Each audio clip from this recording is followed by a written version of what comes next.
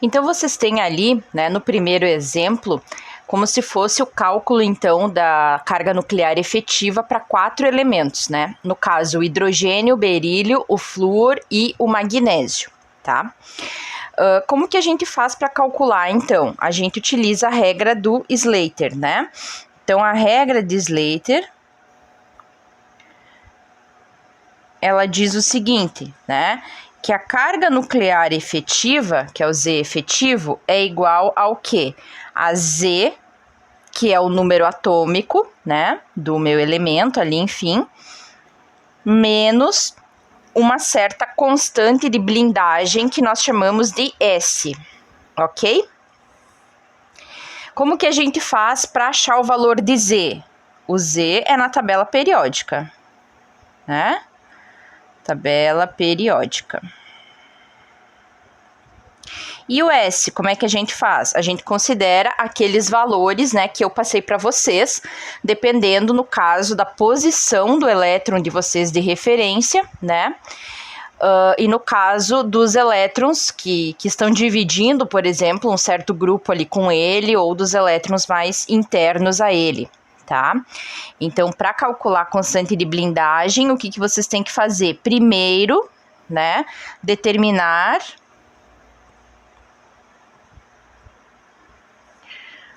a configuração eletrônica.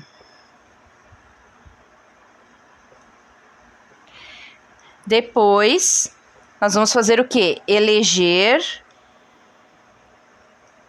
um elétron de referência, né? Por que um elétron de referência? Porque, no caso, cada nível e subnível, né, vai ter uma determinada constante de blindagem, né, um determinado Z efetivo. Então, a gente sempre vai calcular, por exemplo, a carga nuclear que está sendo sentida por um determinado elétron, tá?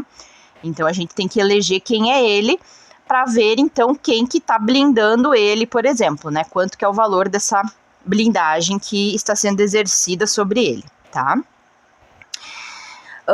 Em terceiro, nós separamos em grupos, né, a configuração eletrônica.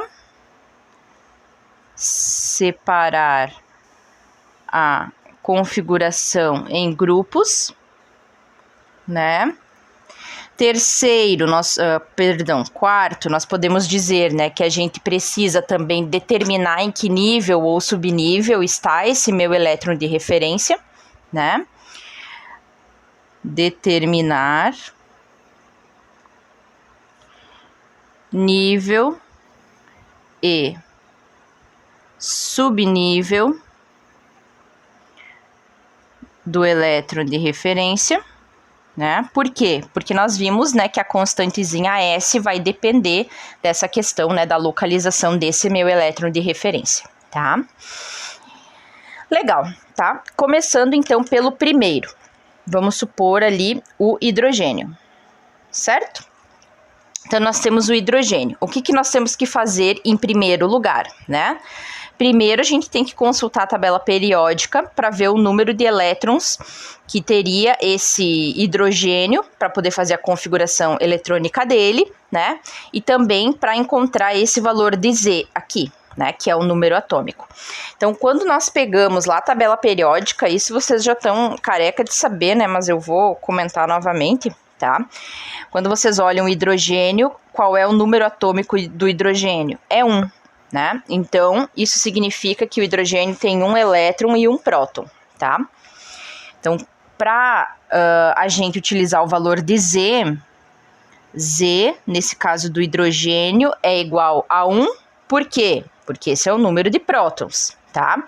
E esse mesmo número a gente usa para a configuração eletrônica, que vai ficar, então, 1s1, né? Isso vocês já aprenderam no capítulo anterior, tá? Bom, aí, depois de Z, nós podemos calcular a constante de blindagem para esse hidrogênio. Qual seria a constante de blindagem? Olhem só, quem blinda, né, são, por exemplo, outros elétrons, né? Então, a blindagem ela é devido à repulsão entre elétrons. No caso aqui do hidrogênio, vejam que ele tem só um. Então, ele tem blindagem? Não. tá? Então, ele é o único átomo, o único elemento que tem um valor de blindagem igual a zero. O que significa isso, né? Significa que a carga nuclear efetiva do hidrogênio é igual à carga total, né? A carga nuclear total, que é igual a 1, tá? Então, esse é o valorzinho para o hidrogênio. Ok, agora vamos para o berílio. Berílio. Primeira coisa que eu tenho que determinar, pego a minha tabela, localizo o berílio, ele está aqui, tá? É o primeiro dos alcalinos terrosos, e vejam que ele tem número atômico 4. Ou seja, o Z do berílio é igual a 4, né? Que coincidentemente é o mesmo número de elétrons. Então, com esse número, a gente também faz a configuração eletrônica dele, que fica 1s2, 2s2, né? Isso vocês já sabem, tá? Legal. Aí, a gente faz o quê? Achamos o valor de Z, fizemos a configuração eletrônica, a gente precisa eleger um elétron ali de referência, tá? Quem que a gente escolhe como referência? Se o problema não falar de um nível ou subnível específico, tá? Vamos supor assim, o problema não falou nada, só pediu para calcular a carga nuclear efetiva. O que a gente vai fazer, né? Esse elétron aqui que a gente vai eleger, tá? Vai ser do orbital mais externo possível, né? Ou seja, do nível ou camada eletrônica mais externa e subnível também mais externo. Nesse caso aqui, o nível mais externo é o 2, né? E o subnível só tem o S mesmo. Então, um desses dois elétrons aqui vai ser o meu elétron de referência, é daqui que eu vou tirar. Então, aqui vai ser um elétron de referência, tá? Beleza. Aí, agora, a gente faz o quê? A gente separa a configuração eletrônica em grupos, né? Como que eram os grupos que eu comentei com vocês? A gente utilizava grupo, né? NS, NP. O que significa? Nível, né? Qualquer nível, orbital S, mesmo nível, orbital P. Então, poderia ser 2S, 2P, 3S, 3P, tá? 4S, 4P. Esses são um grupo. Depois, a gente usa o ND, né? É claro que no D só tem a partir do 3. Então, um grupo seria o 3D, 4D e assim sucessivamente. E um outro seriam os F, né? Então, a gente tem que separar nesses 3 tipos de grupos, digamos assim. Certo? Exceto o primeiro nívelzinho lá, que daí é só um S. Mas tranquilo. Aí, né, o que dizia lá no conteúdo, né? Além de eu separar nos grupos, então, né, que aí a gente vê o quê? Que nós temos um grupo aqui, que é o pertencente ao elétron de referência, que é desse tipo aqui, né, NSNP. E nós temos um grupo, né, que no caso esse NSNP, o que a gente fazia? O grupo, no caso do nível anterior a ele, a gente considerava, né, no caso, um certo valor que era de 0,85, e se tivessem valores mais internos, a gente ia considerar 1. Nesse caso, a gente só tem mesmo um nível mais interno, né, que é o N-1, tá? Então, daquele meu de referência, eu tenho um nível somente mais interno, tá? Então, eu separei os meus grupos. Agora, eu faço o cálculo mesmo de S, tá? Como que eu faço o cálculo do S para o berílio, tá? S é igual. A primeira coisa que vocês vão fazer é determinar quantos elétrons, tá, estão no mesmo grupo que o elétron de referência. Então, nesse caso aqui, ó, a gente está no grupo que tem 2 elétrons, um deles é o de referência, significa que só sobrou um, né? Então, do grupo dele, somente um elétron está exercendo uma repulsão a ele, tá? E todo mundo, né, que é do mesmo grupo, lembram que tem valor de 0,35, né? Exceto lá para o hélio, que é 0,30. Mas, enfim, 1 vezes 0,35, então, foi os colegas dele, mais o quê? Né? Quem está para dentro dele. Nesse caso aqui, quem está para dentro são 2 elétrons, vezes, no caso do NSNP, né, os caras que estão imediatamente antes, né, tinham um valor de 0,85. Então, eu boto aqui 0,85, tá? E foram todos os meus elétrons, né? Então, vejam assim, que vocês sempre vão ter o número de elétrons, né? Uma vezes, no caso, 1 menos a quantidade total, né? Porque se a quantidade total eram 4 elétrons, vocês têm que ter 3 aqui distribuídos, né? Porque um deles é o de referência. Então, 4 menos 1, sobrou 3, tá? Pego a minha calculadora, faço essa continha, 1 vezes 0,35 mais 2 vezes 0,85. Deu 2,05. A constante de blindagem ela é sempre positiva, né? Depois que eu determinei o valor de S, eu já tinha o valor de Z, é só substituir na fórmula, né? Não tem segredo nenhum. Então, a minha carga nuclear efetiva do berílio, né? Que no caso eu posso botar aqui o subscrito do berílio e posso informar também, né, a localização desse meu elétron de referência. Isso é sempre importante, porque eu poderia estar calculando também para esse outro, né?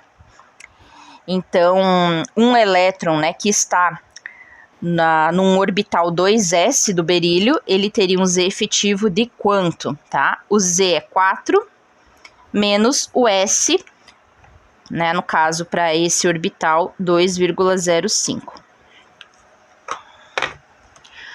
4 menos 2,05 dá 1,95. Tá? Então, esse é o valor, né, no caso, da carga nuclear efetiva para o berílio nesse subnível aqui, né, ou nesse orbital 2s, tá? Ok. Vamos agora para o flúor, tá? Primeira coisa que a gente faz é o quê? Pegar a tabela periódica, encontrar esse elemento na tabela. Então, esse elemento, o flúor, ele é um tipo de halogênio, tá? Então, os halogênios, eles ficam na 7A, como a gente comentou, e ele é o primeiro aqui dos halogênios, tá? Tá aqui, ó. Flúor, tá bom? O flúor tem um número atômico 9. Então, o Z do flúor é igual a 9. E também, baseado nesse 9, a gente faz a configuração eletrônica dele, né? Então, a configuração fica 1s2, 2s2, 2p, né? 5, certo? Ok. Depois que a gente faz isso, né? A gente elege um cara lá de referência. Como não falou nada, né? A gente vai eleger o nível e o subnível mais externo, que nesse caso é o 2p. Então, um desses 5 aqui, um deles vai ser o meu elétron de referência. Certo? Legal. Que mais? Aí a gente separa eles nos grupos, né? Então, vejam só. Esse meu elétron de referência, ele tá num subnível P. E como a gente viu, a gente agrupa os NS e NP, né? Então, nível 2, S e P. Esse é um grupo, que é do tipo NS-NP. E aqui nós temos, obviamente, um que é anterior a esse NS-NP, né? Que é um do tipo N-1.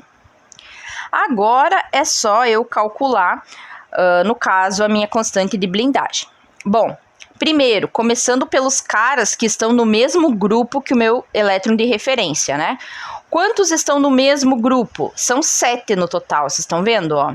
O grupo aqui é 5 mais 2, né? São 7. Menos 1, que é o meu cara de referência, fica 6.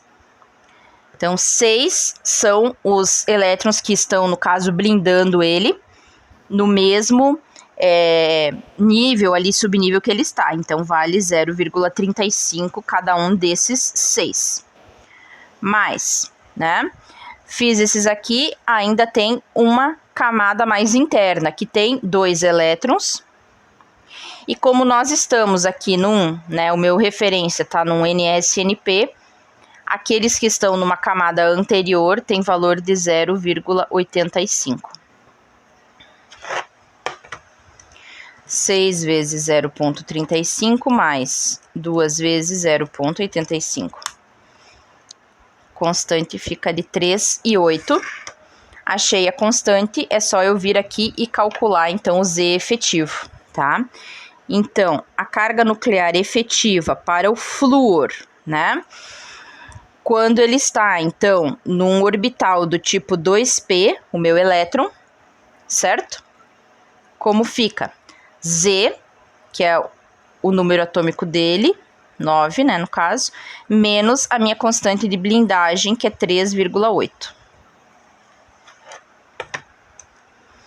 9 menos 3,8, 5,2. Certo? Legal. Agora, magnésio.